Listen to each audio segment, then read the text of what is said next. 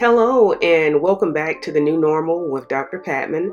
I am so excited that you guys decided to join me today. It is Friday, which means that it is April the 24th. We are 24 days into the month of April, and I don't know about you, but the challenges that I set in the beginning of the month on April the 1st, I feel like they're almost habits. I'm starting to do the things without second guessing. And so that's a wonderful thing because, of course, I told you guys in the beginning, it takes 30 days to create a habit. It's so wonderful outside today. The sun is shining, so a wonderful time to get out and, just do some walking or, just spend some time in your yard. Whatever you prefer, just make sure that you are enjoying the small things in life because, of course, we always enjoy the big things, but we never really take the moments to enjoy the small thing. Like when I was coming from my walk this morning, I looked over at a neighbor's yard and their grass seemed so green. And I thought that was so beautiful. When I got back to my house, my hibiscus plants, was blooming so nicely on my porch, and the hydrangeas was looking really good. And so I kind of marvel at God's creation because I know that there's only one way that these things happen.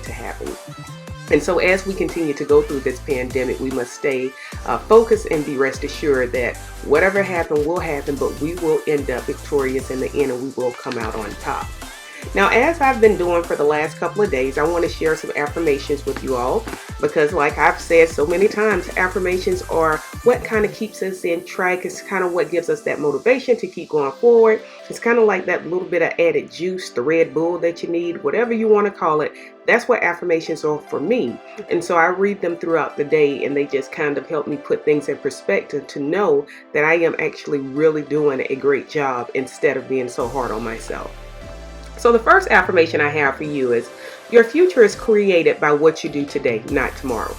A lot of times we want to say things like, you know what, I'm going to start losing that weight tomorrow, or you know what, I'm going to clean up tomorrow, or I'm going to go ahead and enroll in that, program at the university tomorrow, or I'm going to stop smoking tomorrow.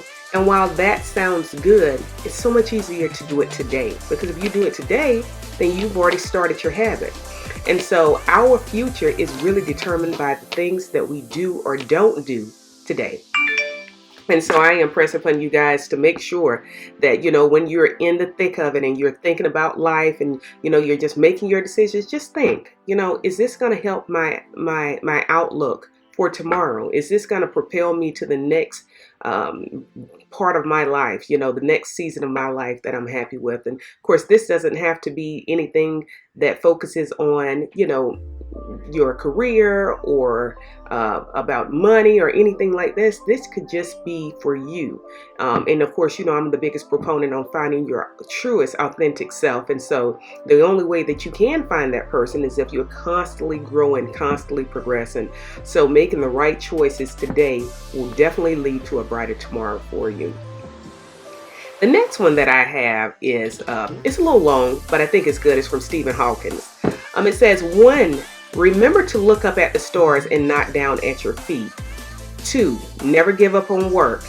Work gives you meaning and purpose, and life is empty without it. 3, if you are lucky enough to find love, remember it is there and don't throw it away. Now that quote had so many different jewels in it that I thought was helpful for myself, and so I wanted to share them with you all. I think a lot of times, we do get, in our own little psyche, our own little bubble, and we stop looking up at the stars. We lose our focus on shattering glass ceilings. We're more concerned about, what we're physically doing, because when you're looking down, you're looking at what you're really, you're physically doing. And so a lot of times it takes being the trailblazer, being the risk taker to see what your future holds. So if you look up, then the only thing that you can see is what's above you. And I think that that's the only way that we actually can climb or shatter those glass ceilings is by seeing the things that's above us so that we can aim to accomplish those things, okay? The second part of it talked about, working. And a lot of people don't want to work. I'm going to be honest. There's a lot of people out here that just don't want to work. They feel like, it's beyond them. They are entrepreneurs. Now, let's get something straight. I know plenty of entrepreneurs, and entrepreneurs are people who always work. Okay, if you're self-employed, you are always working. Why? Because you want to reach your goal that you have sought for yourself. And as an entrepreneur, you know that's the only way that you're going to make money. For the people who are not working and are not going after goals, you're not an entrepreneur. You're lazy. Okay, that's something my daddy taught me early on. You work for what you want. And so not only do it allow you to get what you want, it also allow you to understand your purpose for that season. And while you may work on a job that you particularly don't enjoy, I promise it is preparing you for the next step in your career that is yet to come. So that is important, because we must be humble, yet we should be smart when we are thinking about progressing in our life stages. The last thing that I was in that quote was, if you find someone to love, then love them. I mean, a lot of times we get all, in our own way. I say, you kind of get your head blown up and you feel like, oh, you know what?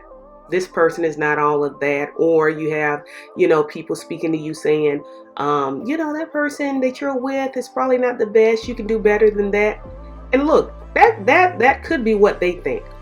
But I promise you, if you find someone to love you, somebody to put up with your trash, you might better hold on to them, because this world is crazy out here. And I don't know about you guys, but there's so much out there that I would never want to know.